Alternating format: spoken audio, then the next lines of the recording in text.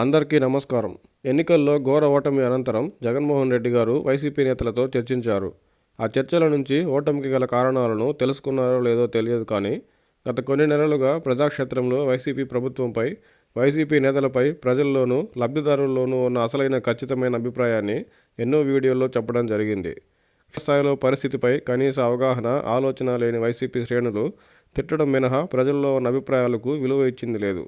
జగన్మోహన్ రెడ్డి గారు సైతం ప్రజల నుంచి అభిప్రాయాలను తెలుసుకోవడంలో కానీ, స్థానిక వైసీపీ ప్రజాప్రతినిధులతో మాట్లాడి క్షేత్రస్థాయిలో పరిస్థితిపై అవగాహన తెచ్చుకోవడం కానీ చేయనేలేదు.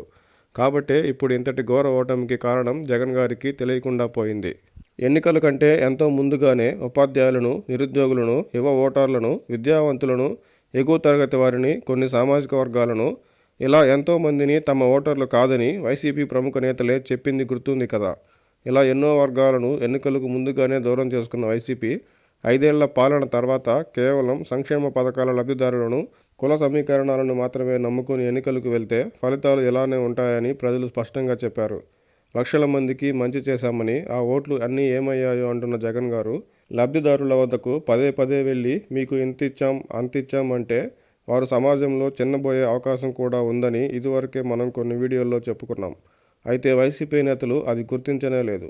ఫలితాలు చూసిన తర్వాత లబ్ధిదారులు సైతం ఎక్కువగా వైసీపీకి ఓటు వేయకపోవడానికి అనేక కారణాలు ఉన్నా వైసీపీ నేతలు పదే పదే వెళ్ళి వారికి జరిగిన లబ్ధిని గుర్తు చేయడం కూడా ఒక కారణంగా భావించవచ్చు.